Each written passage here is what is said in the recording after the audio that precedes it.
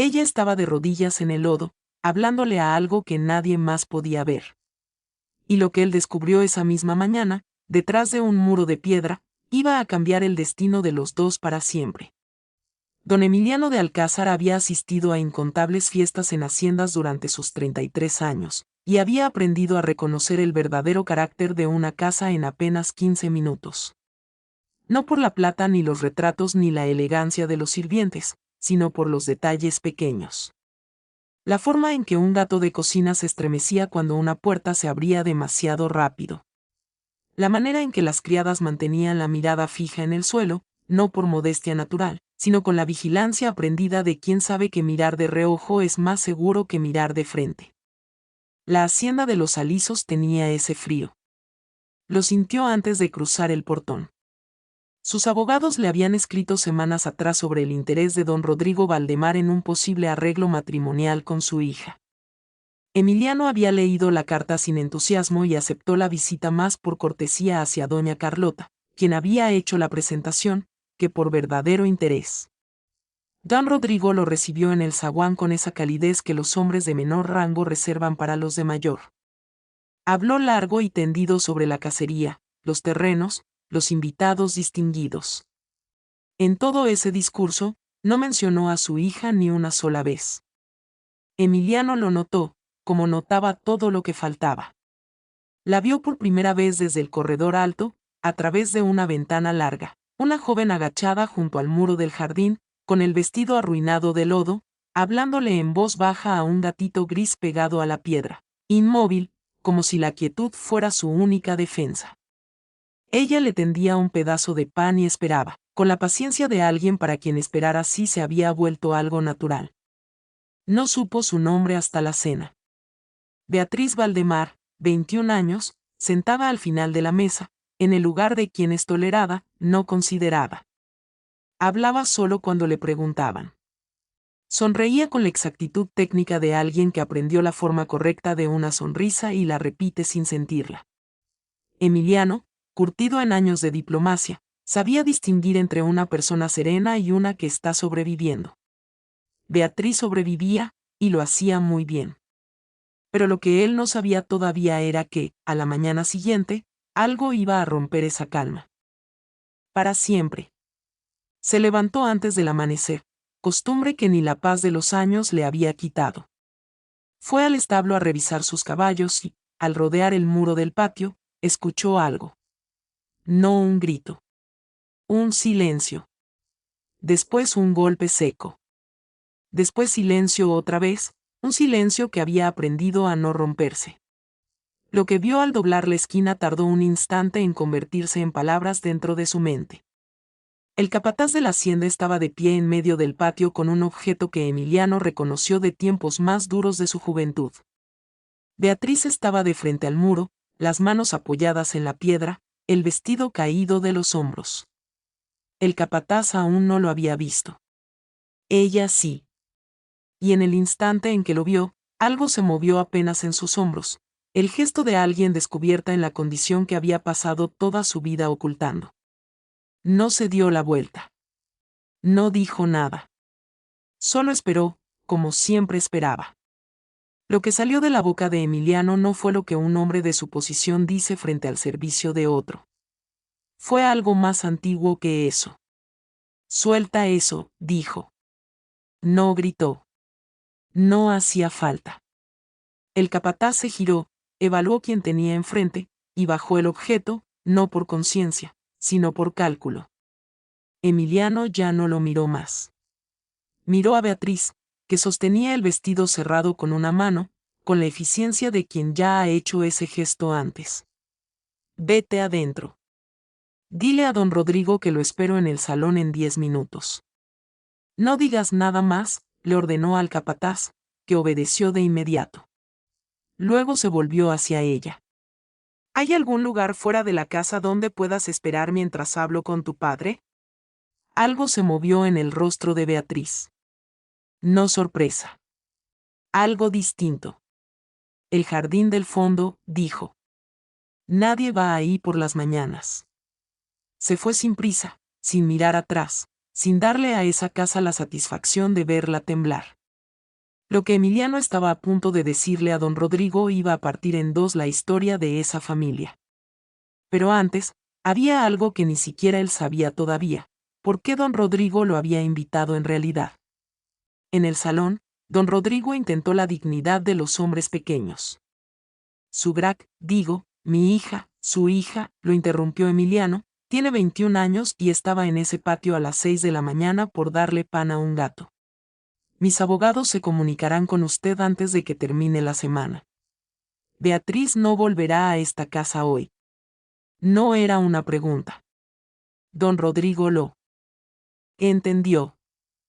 Emiliano caminó hasta el jardín del fondo. La encontró sentada en una banca de piedra, el gatito gris dormido en su regazo. ¿Qué le dijiste?, preguntó ella. Que mis abogados hablarán con él. Que no volverás a la casa hoy. Se va a poner furioso, dijo ella, sin miedo, como quien reporta el clima. El juez del pueblo es su cuñado. El párroco cena aquí cada domingo desde hace 20 años. No te digo esto para desanimarte. Te lo digo porque he visto a otras personas llegar hasta el borde de esto y descubrir que el centro estaba más lejos de lo que imaginaban. ¿Quién más ha llegado hasta ese borde?, preguntó él. El hermano de mi madre, hace 4 años. Vio lo suficiente para hacer preguntas. Mi padre le recordó 3 cosas que él no quería que le recordaran, y se fue después de 2 días. Y una criada, hace 7, que habló y fue despedida esa misma tarde, sin referencias. Emiliano entendió entonces que aquello no era una advertencia para detenerlo. Era información táctica, entregada por alguien que pensaba que él merecía conocer el terreno antes de avanzar. Yo no soy el hermano de tu madre, dijo. Ni una criada. No, contestó ella. Eres un hombre con abogados y sin deudas que mi padre pueda cobrar. Soy consciente de la diferencia. También soy consciente de que la conciencia nunca ha sido suficiente. Y entonces ella dijo algo que él no esperaba, algo que cambiaría todo lo que él creía saber sobre por qué estaba ahí. Mi padre lleva 3 meses escribiéndose con tus abogados, dijo. Te invitó porque quiere negociar un matrimonio. A mí solo me dijo esta semana que debía estar presente en la cena y comportarme bien, que era importante para los intereses de la familia.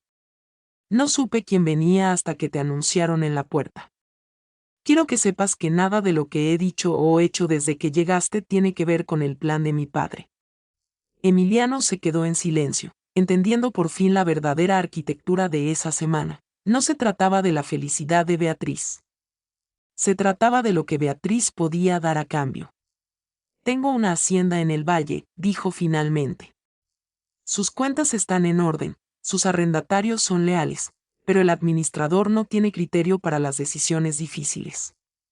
Llevo 2 años buscando a alguien en quien confiar esa responsabilidad. Ella lo miró con la precisión de quien intenta comprobar si escuchó bien. Eso no tiene condiciones, agregó él. Los abogados, la hacienda, el nuevo puesto para quien lo necesite de tu servicio, todo eso sucederá sin importar lo que decidas. Pero me gustaría, si tú quieres, escribirte cuando termine esta semana.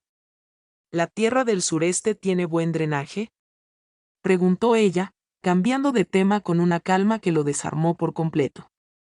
Hay un problema en la esquina sur. Llevo 2 años queriendo resolverlo. Necesitaré ver los mapas antes de opinar, dijo ella. Y entonces sonrió. No la sonrisa aprendida, la que repetía por costumbre. Una sonrisa real, pequeña, involuntaria. La primera cosa completamente suya que él había visto desde que llegó. Lo que vino después no fue sencillo. Esa misma noche, frente a 8 invitados, don Rodrigo confrontó a Emiliano en la mesa, acusándolo de entrometerse.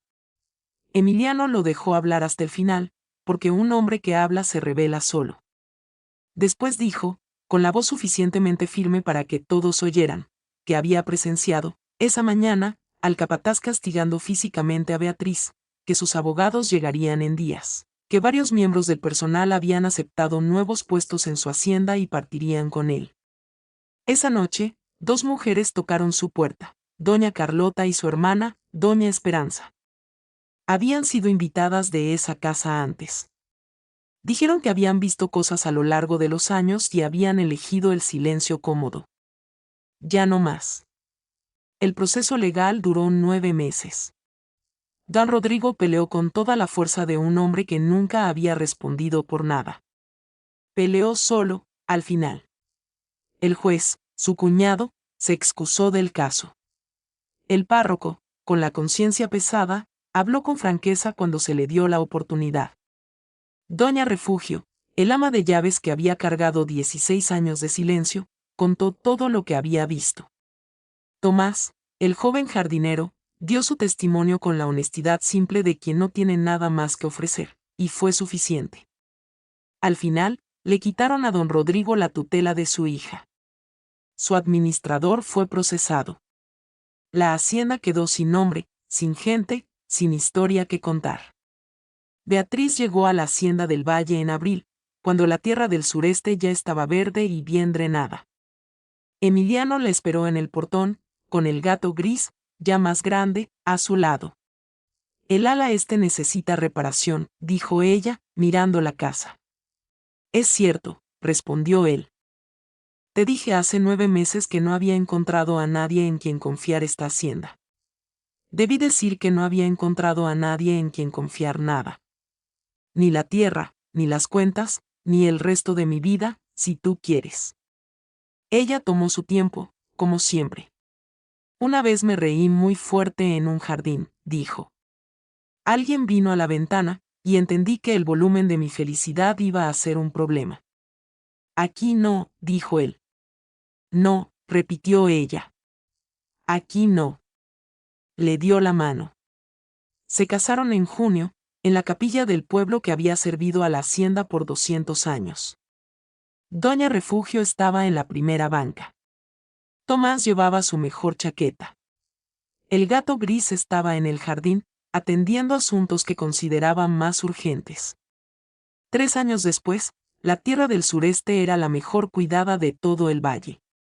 Había una hija de 14 meses, con la firmeza de su madre y la mirada atenta de su padre, que ya tenía opiniones muy claras sobre el gato del jardín. La hacienda de los Alisos fue vendida. Don Rodrigo se retiró a un pueblo pequeño donde su nombre ya no significaba nada. No era suficiente castigo. Pero era lo que la justicia de ese tiempo permitía. Una mañana, Beatriz vio el anuncio de la venta en el periódico y no dijo nada por un largo rato. Después dijo que quería escribirle a Doña Refugio. Y lo hizo. Y cuando llegó la respuesta, se quedó sentada un momento con la mano sobre la carta. Luego se levantó, fue a buscar a su hija, y se rió de algo que la niña hizo en el jardín, a todo volumen, sin miedo, sin nadie que viniera a la ventana a callarla. Si esta historia te encontró hoy, si alguna vez fuiste tú quien hablaba en voz baja a algo que tenía miedo, esperando con una paciencia que nadie más veía, entonces ya sabes lo que Beatriz siempre supo: resistir no es lo mismo que estar rota. Que ser visto de verdad, aunque sea por una sola persona, cambia por completo lo que es posible.